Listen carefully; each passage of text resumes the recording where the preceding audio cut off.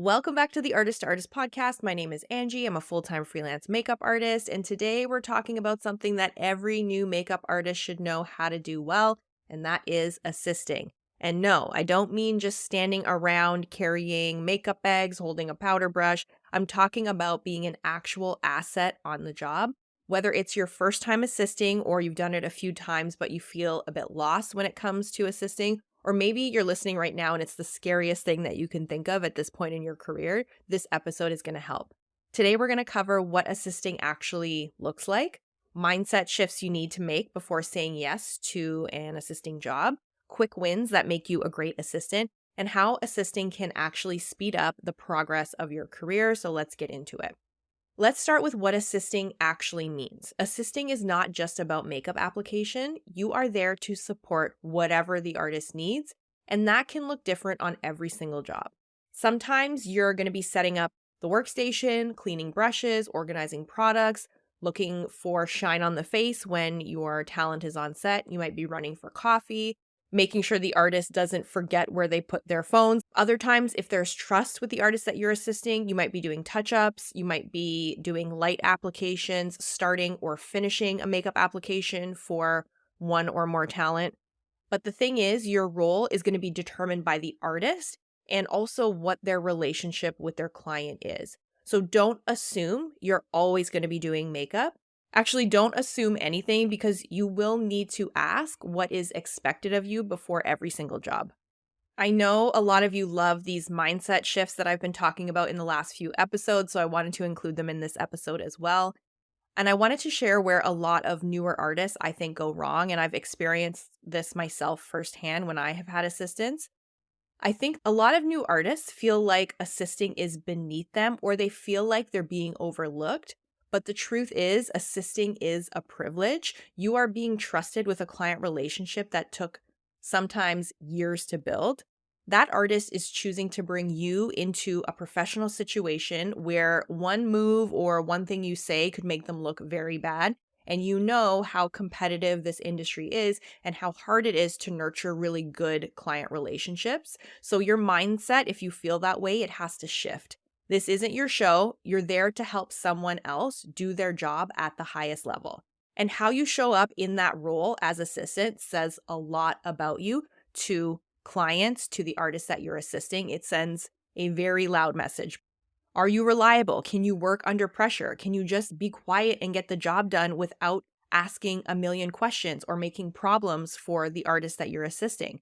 Now, of course, when you listen to my podcast episodes or when you take in content, I want to make sure there's some quick wins that you can get from what I'm sharing with you. So I want to talk about what actually makes you a good assistant because it really doesn't have anything to do with talent. It's not just about talent. You want to show up early, not on time, but early. You want to be clean, your kit, your brushes, your hands, your clothes. All of this needs to be together. No chipped nail polish, no smelling like cigarettes, no coming into the job hungover. And this should be for your own clients as well, not just when you're assisting. I'm sorry that I have to say this, but it's true. You have to be ready for anything. Are you shooting in a warehouse? Are you standing for 12 hours? Are you going to be outdoors in the cold? You want to be prepared so you are not the one complaining. You want to ask the artist that you're assisting what to bring. Don't assume they always want your full kit. They might just want a few essentials. They might want you to work out of their kit. So make sure you have that conversation before you show up to an assisting job. Stay quiet and observant. Watch how these artists work. Watch how they speak to the client. Watch their body language. Watch how they carry themselves on the job. That's how you're going to learn. The next thing, please do not make it about you. This is not a networking opportunity when you get on set. Don't pitch yourself to clients. Don't post BTS unless you ask the person you're assisting. Just don't assume you can operate as you would on your own jobs. Do not expect to be trained. An assisting job is not an on-the-job training situation. If you learn something, that's great, which you definitely will. But that's sometimes a bonus and not always a guarantee, and it's not a masterclass for you. And last thing I just wanted to point out, because this is something that has bothered me in the past with certain assistants, just respect the whole setup, and I mean like the actual makeup station. Don't touch the artist kit without asking. It's not an opportunity for you to go shopping or to swatch products. Don't reorganize things. Don't go ahead and do anything to that kit without asking the artist first, and don't hover over the kit. You should be paying attention to what's going on the job. Remember, at the end of the day, your function on that job is to make the artist that you are assisting, it's to make their life easier. I mentioned in the intro, assisting can really speed up your career. And the part that no one tells you, assisting is actually one of the fastest ways to learn what actually matters and to learn the ins and outs of the industry. You get to see real jobs, real pressure, real clients. You learn how to move on set, how to troubleshoot, how to get things done fast. And if you are a reliable assistant, artists are going to start recommending you to their colleagues to get you more assisting work. And eventually, if they trust you and they can see that you are doing good work, you will become a referral to them and they'll put you up for jobs that maybe they can't do, don't want, maybe the budget's not where they need it to be. They will refer you for those jobs. I have referred thousands of dollars in jobs to people that have assisted me in the past. So now what you have is paid work, real world experience, insight into how other artists work. That is invaluable. And you're also starting to build a network. And not only a network of other artists, but a network of paying clients. Before we finish up this episode, there are just a few things I wanted to talk about from my own personal experience with assistants. The first thing is you will notice if you follow me on Instagram, I rarely work with assistants, and that is for a few reasons. The first reason is a lot of the clients that I work with, when it comes to budgeting, a lot of them don't see the value in an assistant.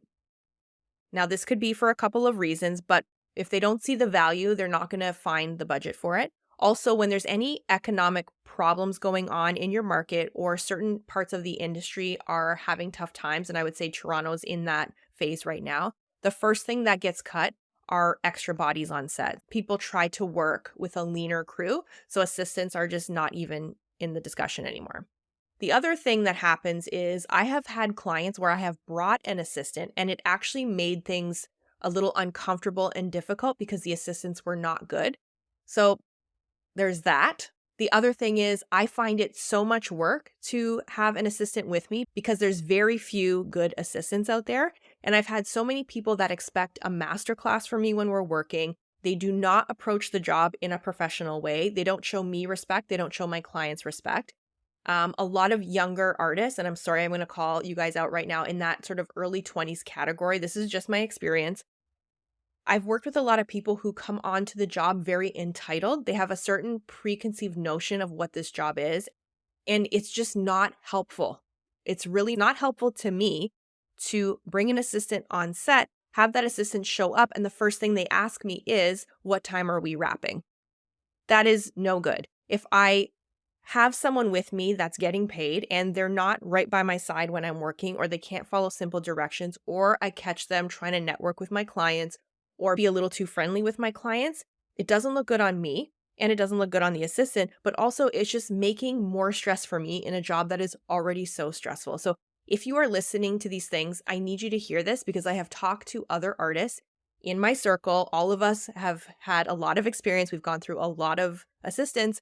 And the general consensus right now is that it's just too much trouble to have an assistant. A lot of younger makeup artists come into the job very entitled because they're not getting real information about how the industry actually is. And a lot of people just don't know how to step up and assist properly and come onto a job and completely take their ego out of it and just be a good support for the person that they're assisting. So this is all me being very candid with you.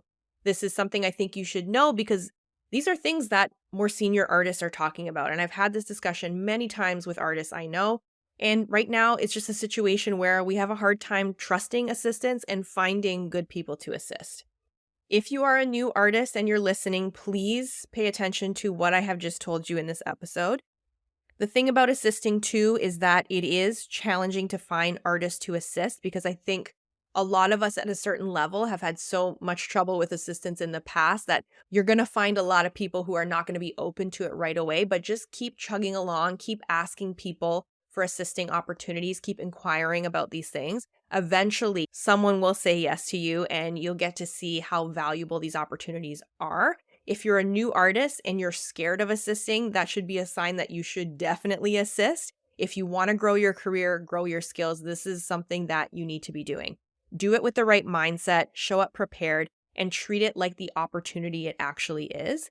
And if you're listening and you've got questions about this topic, I'm definitely open to doing more episodes. This was kind of just an introduction to assisting. There's more that I want to talk about. I'm sure you can tell by my tone during this episode that I have so much to say on this topic, but I feel like this is good for today. Thank you so much for listening. Make sure you're following Artist to Artist on Instagram. Subscribe to this podcast so you don't miss future episodes. And if you know another artist who would benefit from this, definitely send this episode their way. And I will talk to you next week. Bye.